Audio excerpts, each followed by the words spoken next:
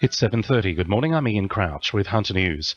Police are yet to identify a woman found unconscious at Swansea who's believed to have suffered a medical episode and fallen over. She's currently in a serious condition in hospital after being found on the corner of Catherine and Moxie Streets at about 8 o'clock last night. She's described as being aged in her early 30s with a slim build, shoulder-length brown hair and brown eyes. She was wearing running gear and had a silver MP3 player.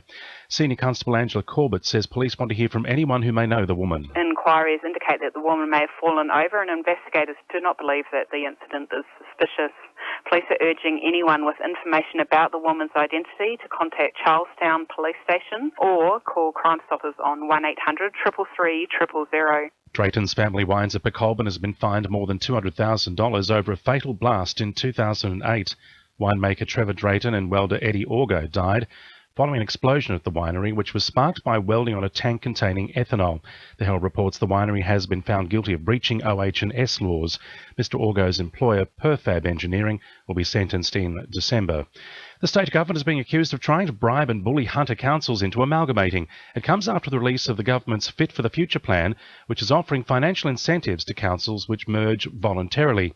Lake Macquarie and Newcastle are listed in the document, although the government insists it has no plans to force councils to merge. Shadow Minister for Local Government Sophie Kotsis claims the government is being disingenuous. The Baird government is misleading when they are saying that they've got $1 billion on the table. That is wrong, and that is a misleading figure. And what the government is suggesting is $600 million of savings that the councils have to come up with. That might be job losses, that might be service cuts. And we still haven't seen the details of this proposal. Some patients needing urgent medical attention in outlying parts of the Hunter are being forced to wait more than an hour for an ambulance. Documents show in one case a patient near Denman who had gone into cardiac arrest died after waiting 66 minutes for an ambulance to arrive. It's prompted the Health Services Union to call for more resources. The Language Centre at the University of Newcastle has been nationally recognised for its groundbreaking teaching approaches. The English Australia Innovation Award highlights the strength of the Centre's student experience programs delivered by the English Language and Foundation Centre.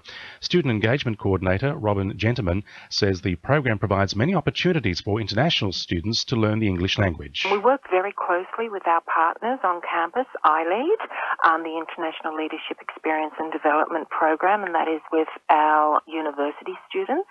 And so with the program, we do meaningful volunteering out at the wetlands and also visit some of the key locations in Newcastle, such as the museum and the farmers market. The Rural Fire Service is conducting a hazard reduction burn near Kurri Kurri today to help protect properties in the area ahead of the bushfire danger period. The burn between Stanford, Merthyr and Kurri will help firefighters to better control any fires which may break out during the warmer months. Firefighters will be concentrating on Leconfield Street and surrounding areas. Now with sport, Claudia Groves. Former Newcastle prop Russell Packer is likely to find a new NRL home in Penrith. The Panthers have emerged as an interested party, with Hunter fans lashing out at the possibility of a return to the Knights. Packer was sacked by the club in January after pleading guilty to an alcohol-fueled assault, which left a 22-year-old stranger with a fractured eye socket. Fenton Cool is set to return to the Newcastle and Hunter Rugby Union as a caretaker general manager. His return comes as Shelley Human confirms her resignation and expands her coaching role at Central Coast Football. Cool retired in May after 6 years at the helm of the NHRU, but will now work part-time to tie up administration ends. And the number one sports ground could have hosted its last Newcastle Rugby League Grand Final. The competition's board is set to investigate hosting future deciders at Hunter Stadium or number 2 sports ground, with number 1's decaying facilities and spectator distance from the on-field action long cited as causes for concern. That's sport. I'm Claudia Groves. 2NURFM News Time 26 to 8.